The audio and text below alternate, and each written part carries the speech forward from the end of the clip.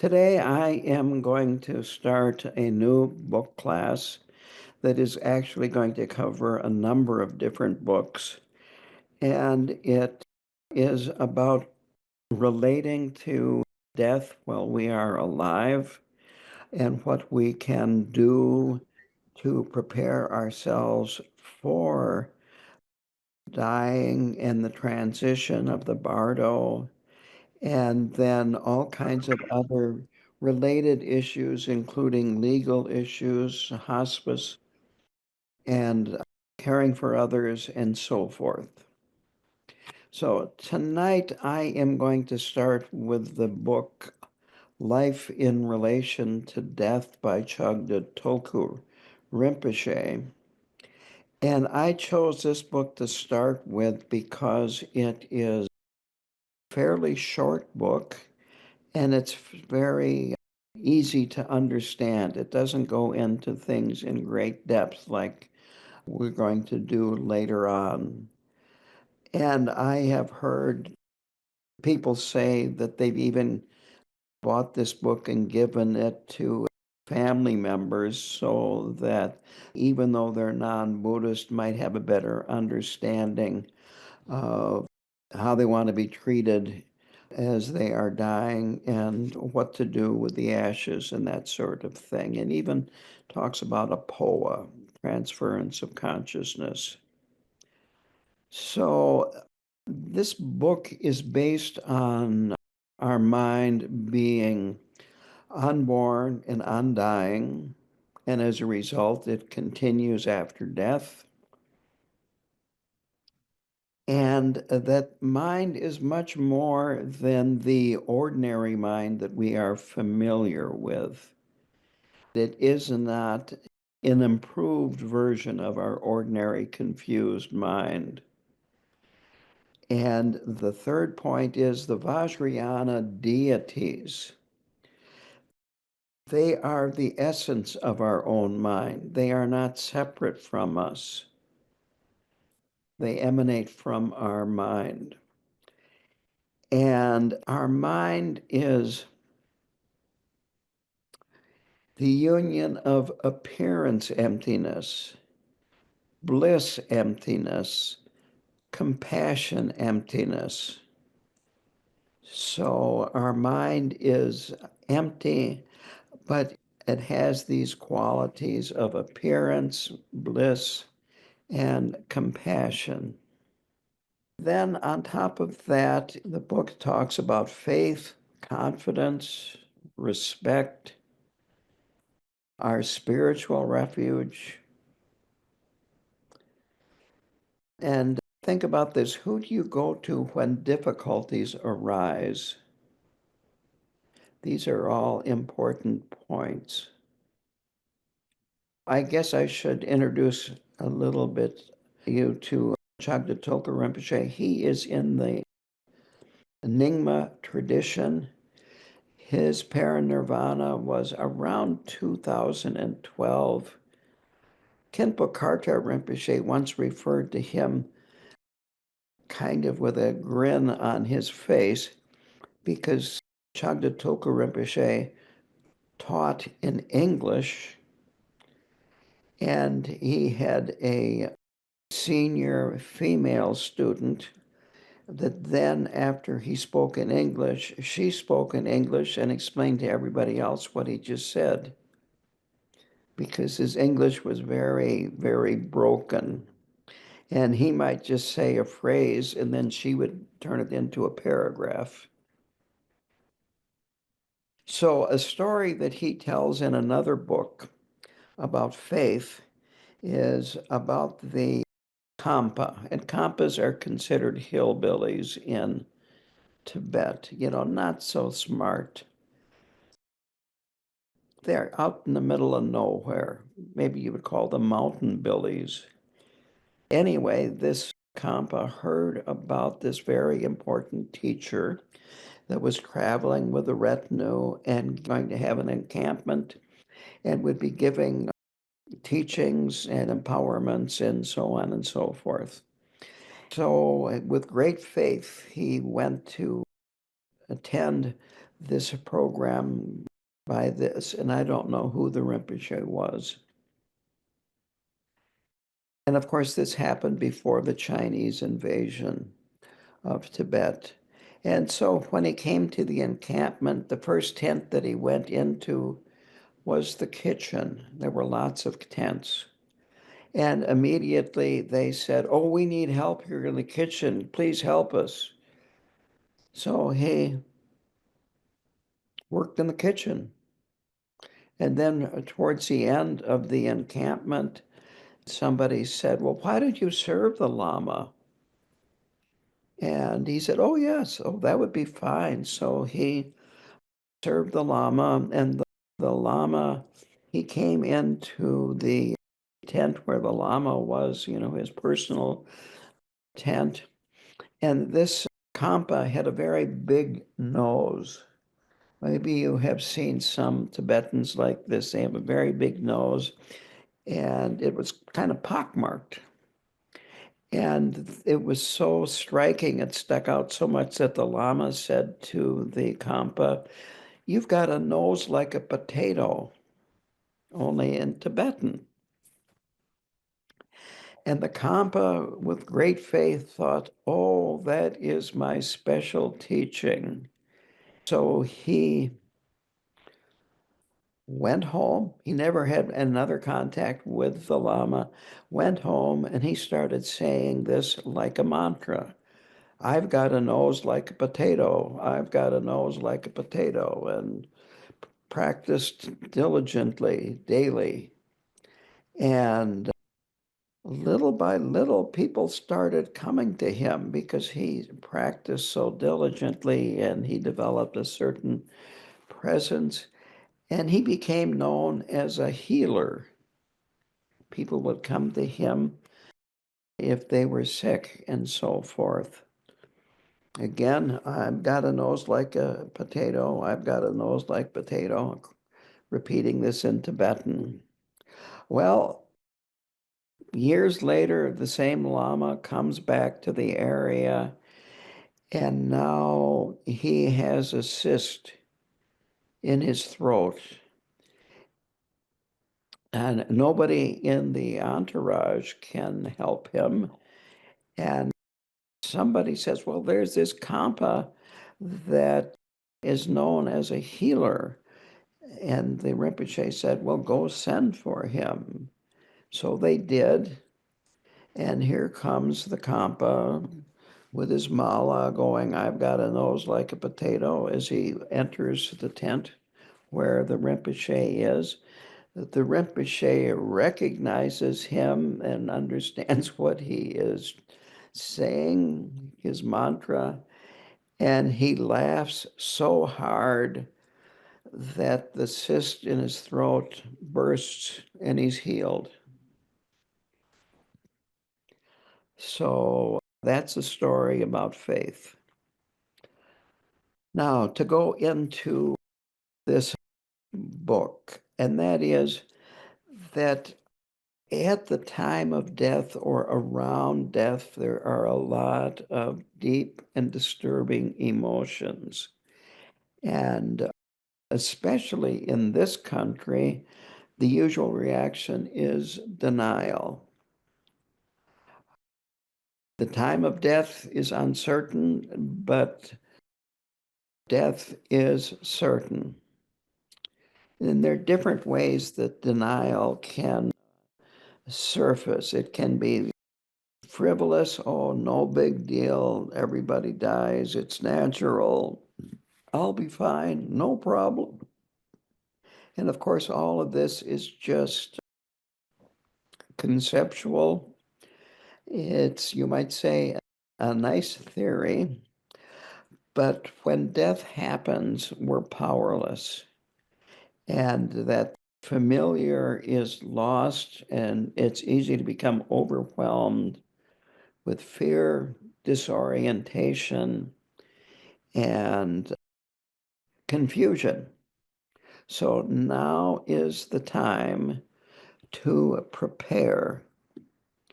That is very, very important, that if we become enlightened in our present lifetime, you attain deathlessness and you avoid the bardo entirely.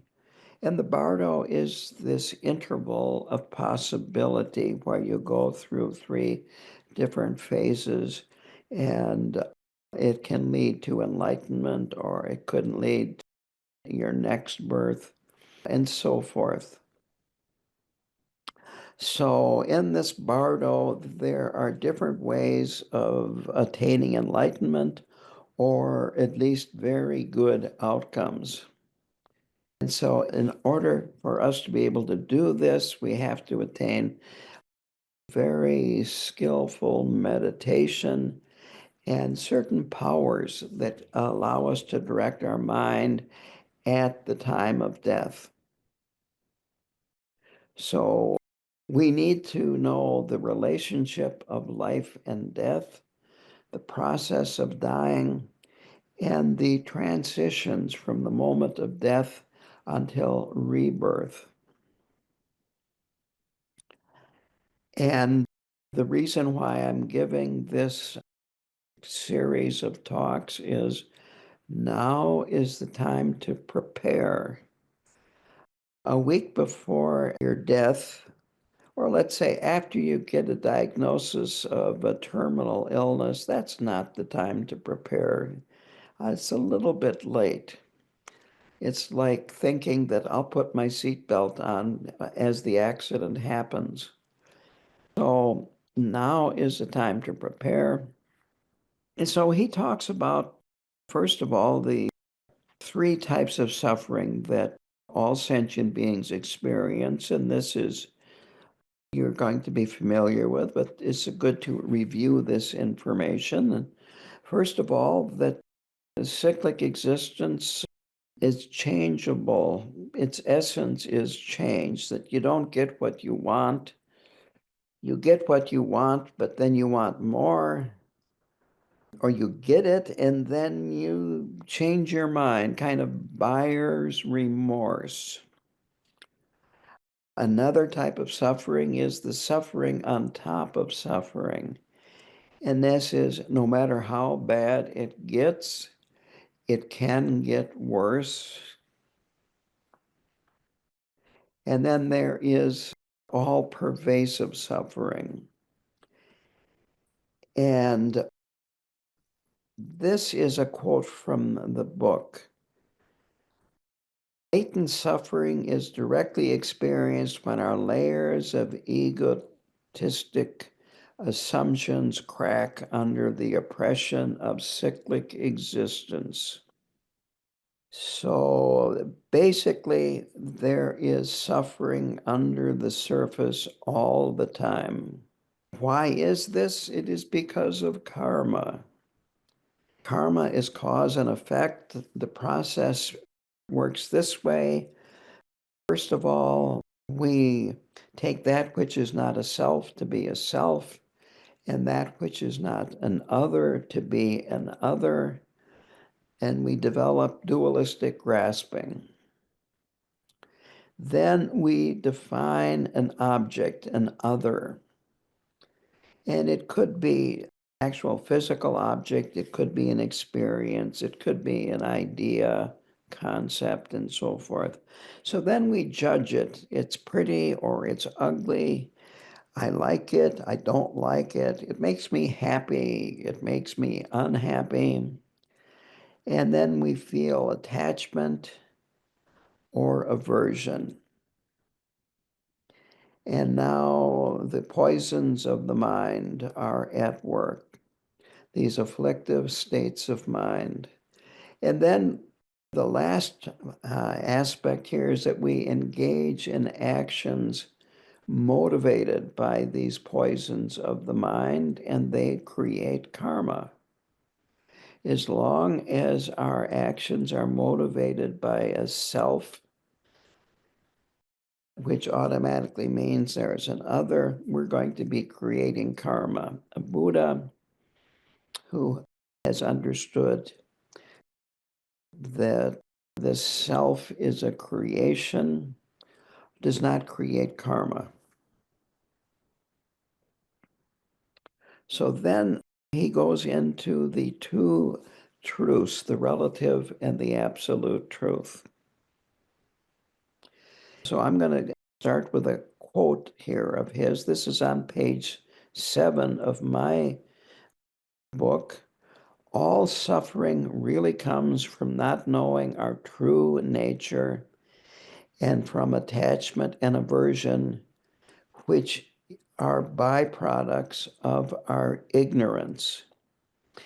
And ignorance here means not knowing our true nature. So relative truth is the result of dualistic thinking, this dualistic mind. Again, this is one of the reasons why I started with this book, because it states things so clearly. He talks about it's similar to this relative reality is similar to a dream state. And that is that our waking state is not real, our self-produced context. All you have to do is look at politics today.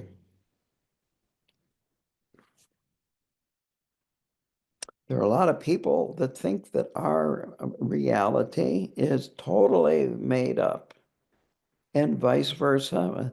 We think a lot of people, their reality, political reality, is totally made up, has no basis. So we all live in this self-produced context. Our experience have been changing from the time that we were born to the present, and we hold it to be real. This is relative truth. It's constantly changing. It's not permanent. It's not absolutely real. And it is mere appearance. Now, what we use to understand absolute truth is permanence. If it's permanent, it's true. If it's impermanent, it's not true, or it's relative truth.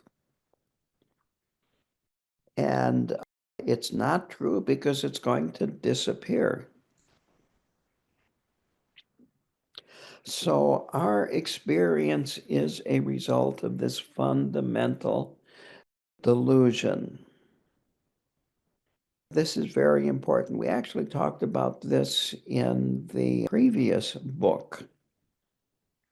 So for many of you, this hopefully has a familiar sound to it. So in a completely awakened state or enlightenment, there is this recognition of the absolute unchanging nature of our being. This is a very important point. It's easy to fall into the mistake of thinking, well, this is the relative and the absolute is somewhere else over there.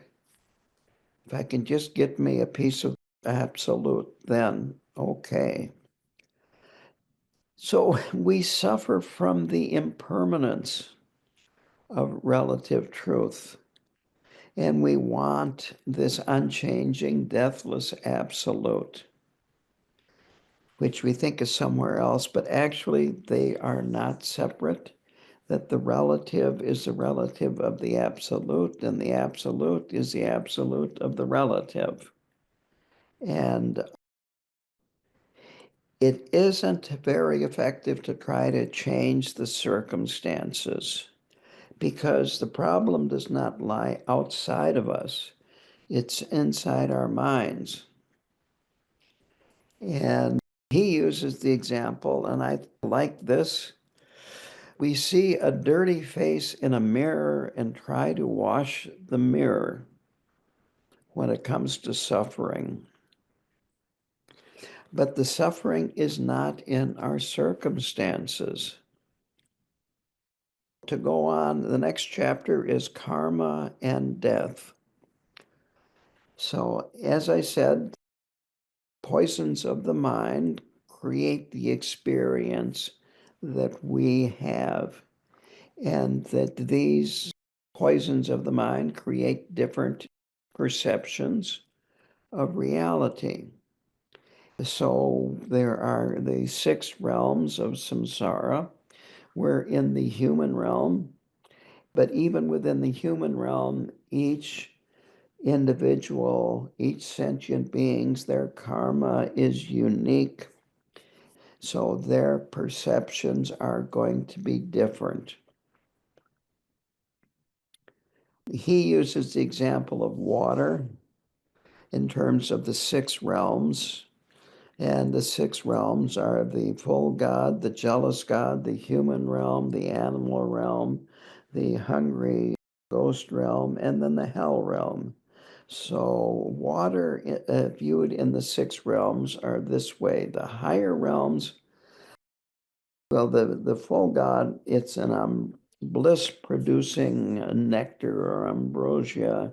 The jealous God realm, it's still going to be that way, but their water isn't quite as good as the full gods, and so they're jealous. And for us, we view it as something that we can drink when we're thirsty, we can bathe in, we can use it for, well, you can freeze it and ice skate on it. We can do a lot of things.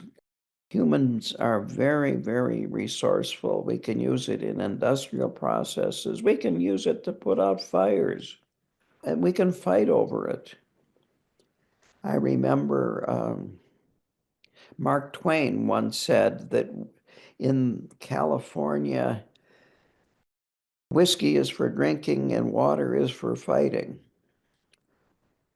And I think it's still that way, but so much for Mark Twain.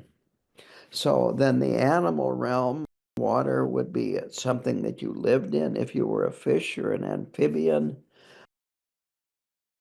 My favorite story related to this is I had a dog that was half Labrador retriever, and I used to have a stock tank because I had animals, and his idea of taking a drink in the summertime was jumping into the stock tank, and when he got this deep in water, then he would drink.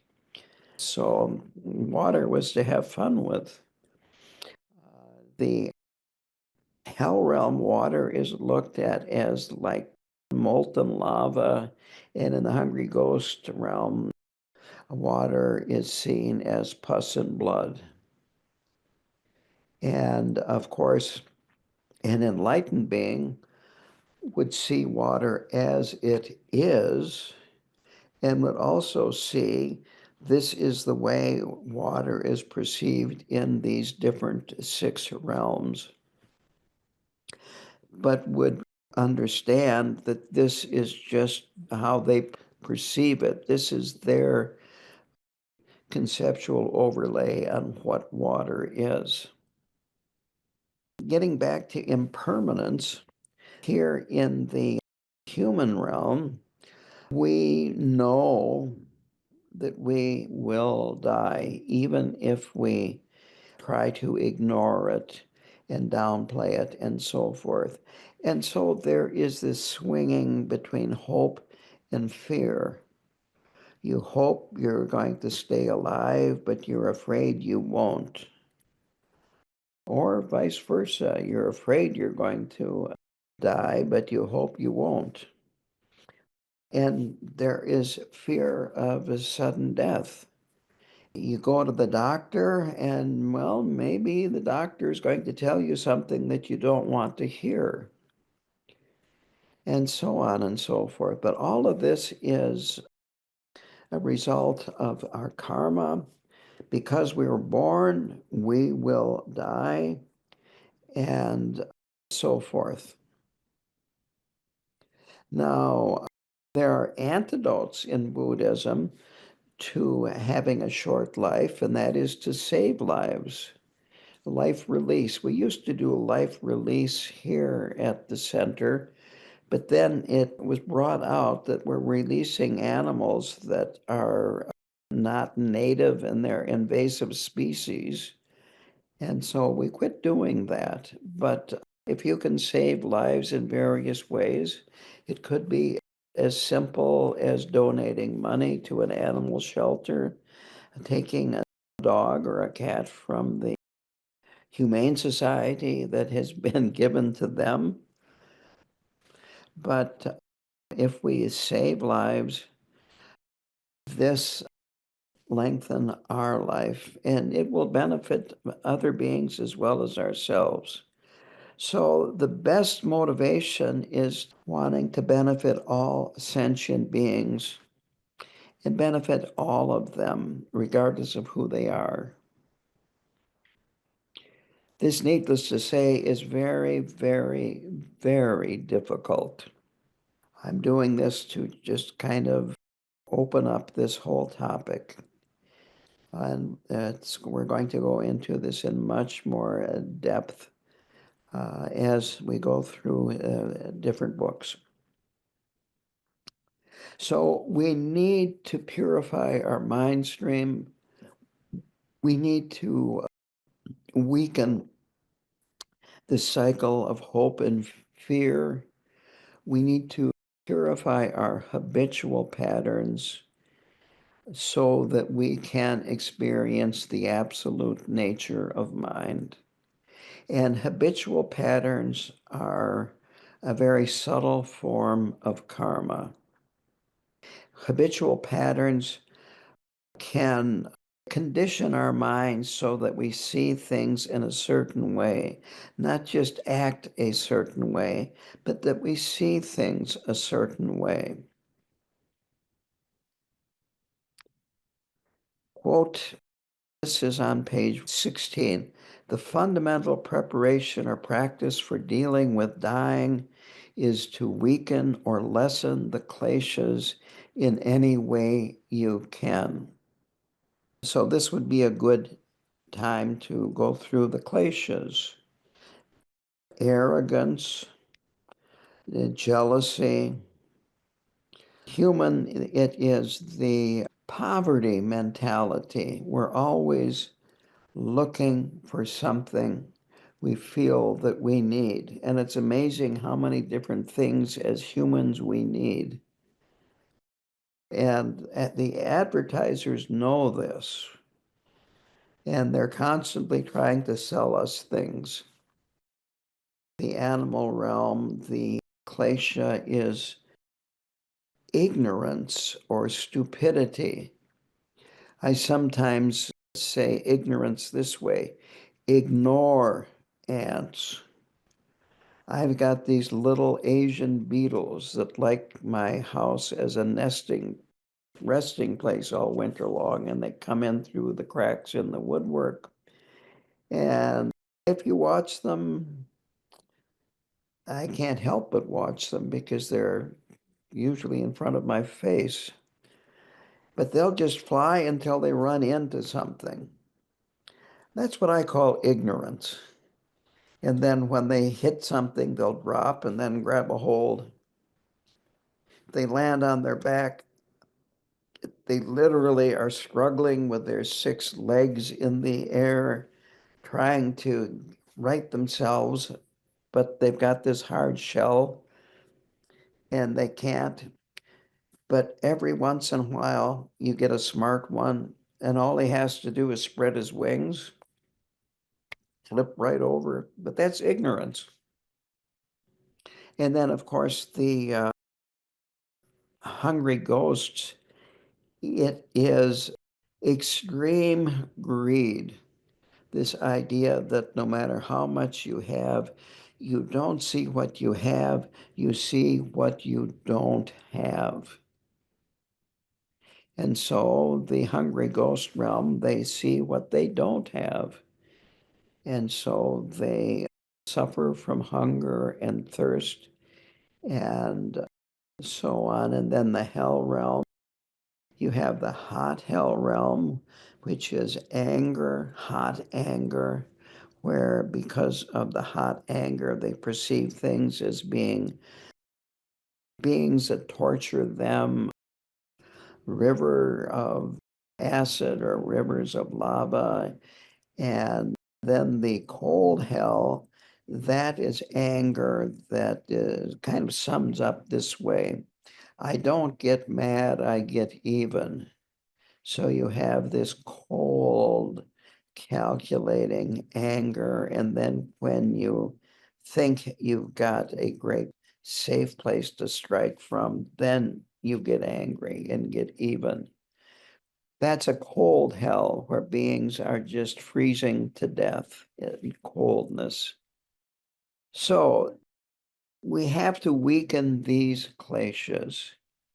And in the human realm, we have all of these, but they're not so strong as to actually define us our whole lives. I made up this story, and I think some of you have heard this. And this is how quickly we can go from one emotion to another.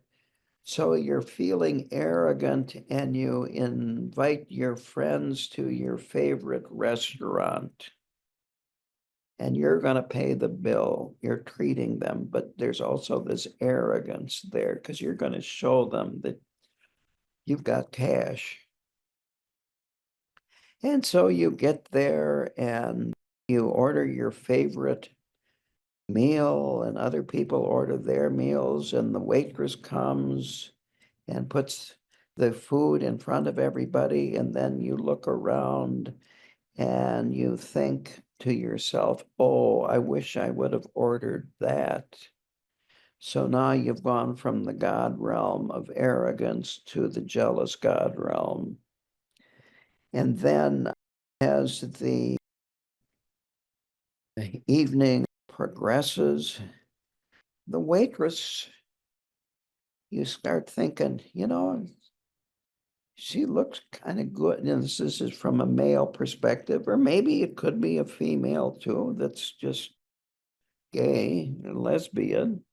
You start thinking that, oh, that waitress looks pretty hot. I should get her phone number. Da da da da da. Now you're in the desire realm of the humans. You're lacking something. You need to bring that waitress into your experience.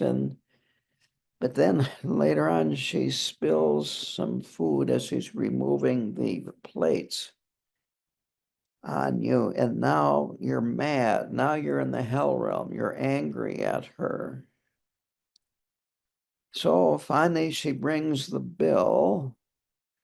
And of course, you have to pay for it because you invited everybody, but you're still feeling greedy. You're in the hungry ghost realm. And so you leave a very small tip.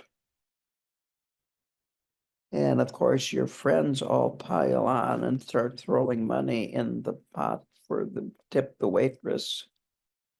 And as you leave the restaurant, you're thinking, I wish this never would have happened. I wish everyone could just forget this. Now you're in the animal realm of ignorance. And that's how quickly we can go from one emotion to another to another. The next section is the dying process. So death is unavoidable. We cannot keep sickness and old age away from the door forever.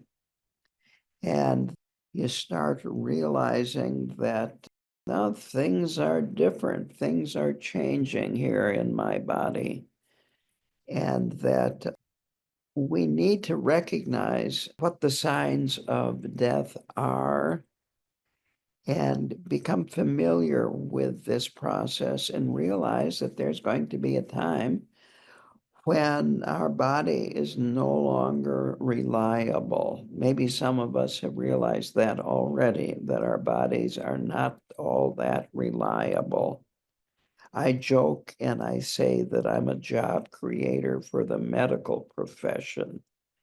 And that's what happens when you get older.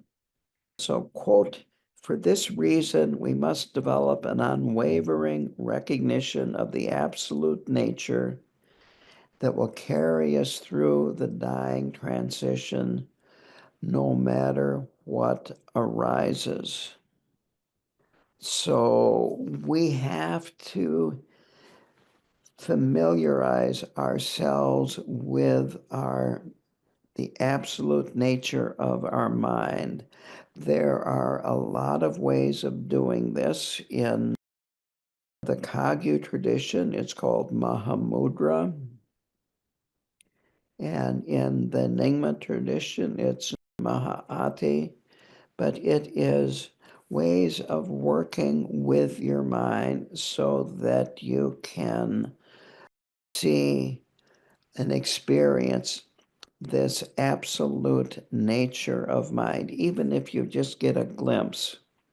But it's very, very important to be able to recognize this. Objectless shamatha is getting in this direction. The idea of being able to rest your mind without an object to rest it on, but just to rest without an object of concentration. He goes on to describe dying, but it's very briefly. He says that people with bad karma will have terrifying visions, bad memories will come up, a lot of fear will come up. Whereas people with good karma may have blissful experiences. They may see visions of friends, see visions of enlightened beings, will have little fear. Here is a longer quote that I think is good to read here. When we know death is imminent, there is fear beyond any emotion we have experienced in our lives. Fear alternates with regret over the pointlessness of life. We worked hard and tried to be successful, but what do we have to show for our efforts? A terrible sadness arises if we look back and find that life was unfulfilling and rather meaningless. I will add to that this is what eventually brought me to Buddhism, was when my best friend was killed instantly in an accident. And I realized that it could have been me, and what is the meaning of life? What is the meaning of everything that I've been working hard to accomplish if you leave it all behind at the time of death? And you can't control the time of death. It's very, very important point to really contemplate, to look at. My friend was killed, and that same day, or maybe within I think a 24-hour period, there was a man in the area that commits suicide. And I thought, well, why couldn't he been in the accident? He wanted to die. Well, life isn't fair. From the relative reality point of view, from a karmic point of view, yes, it's fair. We need to look at our lives and try to realize what is more important and what is trivial. And what could be more important than preparing for death that you don't know when is going to happen? After my best friend was killed, which was on November 1st, 1985, then I went out to KTD for the first time in 1989. And when I got out there and registered at the office, they said, oh, call this phone number. So I called that phone number. Well, another friend had died in an accident. He had cut a tree down and it fell on him. And then that fall, a third, more distant friend died.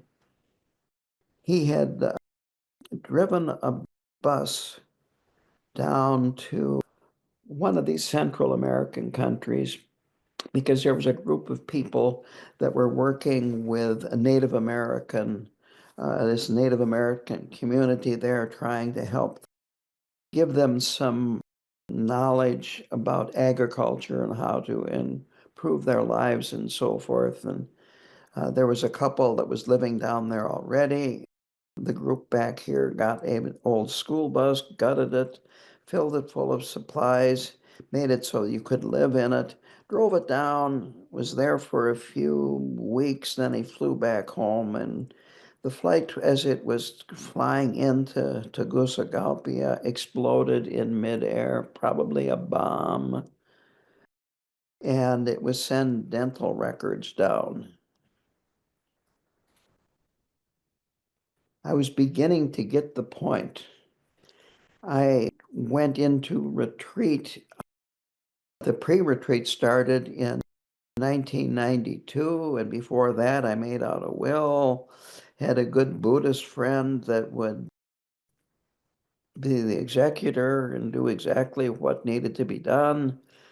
Well, a year and a half into the retreat, he developed Lou Gehrig's disease and died.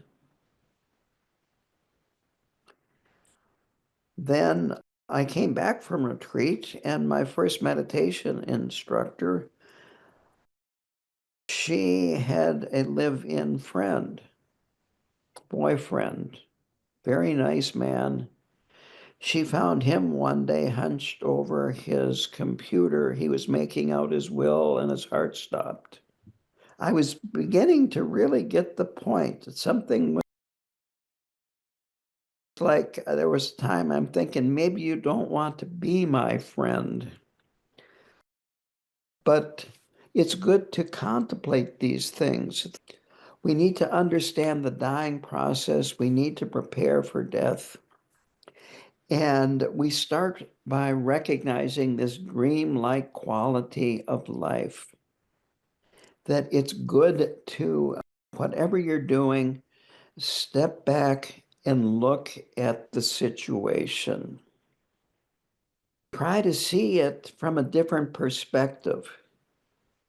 Whether it be you're watching TV, you're with a group of people, maybe you're friends, maybe they're strangers, but just try to step outside of your ordinary viewpoint. The observed exists only in the eye of the observer's view. Again, I remember an experience that I had. Before I was a Buddhist, I was married. I'd like to drink a beer once in a while. I'd like to go to a bar, go over to a friend's house, have a few beers, no problem. During retreat, I became a monk, and then 6 years later, I got a job working for the Department of Corrections as a chaplain. A couple of years after that, I got a new supervisor, and so they had a party. It was for prison staff. I can't remember now if it was a party for the departing supervisor or for the new supervisor. But anyway, there I was in my monk's robes in a bar. A lot of the men were, from the military. They were corrections officers. And of course, there were some women social workers, one that was, quite attractive. And it was just bizarre watching this behavior. One of the corrections officers who was kind of making a come on to the social worker. And yeah, if we can step back and look at this behavior with a fresh viewpoint, it's amazing what you will see. So it's good to do this. It's very good to do this. And if you can let go even a little bit, this gives you space. This gives you room to experience things and have more clarity. And if you can carry that with you as you are dying, you have a much better chance of recognizing this absolute nature of mind. He makes, in this next section, it's called the Daily Meditation on Death. He says to every night before you go to bed, do some contemplations. This will help you prepare. First of all, contemplate the certainty of death and the problem of karma. Contemplate that many people go to sleep and never wake up. You could even make a list of people that you know that have died. When you get to be my age, it gets to be a long, long, long list. Just contemplate for a moment about this and then think about it's just a matter of not being able to take that last breath, and it could happen to me tonight when I'm sleeping. And then he says to look at your life and think, quote, if I die tonight in my sleep, what did I do with my day? What have I done with my life? Have I been of benefit or have I caused harm? So it's good to look at your day and see how you have been focused or not focused on yourself, this me, mine, my. When you're focused on that, you create negative karma that propels you in the wrong direction when you are dying. So karma is like inertia. And if we can look and see and try to improve the next day and to have more thoughts of benefiting other beings, that is excellent. This actually comes from the slogans 17 and 18 from Lojong. Next point is exposure and purification, and then recognize your faults where you've harmed other people and confess them to, he uses the term a wisdom being, but this could be to Karmapa, this could be to the Buddha. You just visualize this person, this being in front of you, and just acknowledge that this is what I have done and I have regret, and that you're looking for refuge from suffering. You're looking for shelter from samsara, and you're just confessing what you have done that has caused harm. And it can be in your own words. It can be, I've been wrong. I could be better. I'm going to try to do better. And then he says, this is a little different than in the Kagyu tradition, but visualize this wisdom being above your head, and then light descends from it and washes away your non-virtuous karma and your negative mental habits, and then you resolve not to do it again. The third is to recognize your good behavior and dedicate your merit. If we look at during the day, there are things that you have done that have been beneficial. And then you dedicate this that all beings may be happy. May they acquire the qualities of their Buddha nature. And then he says, rest with this thought, quote, I have purified my karma. I have committed myself to selfless work for the benefit of others. I have dedicated my accumulation of merit to their happiness. Now, if I die tonight, I will have no regrets.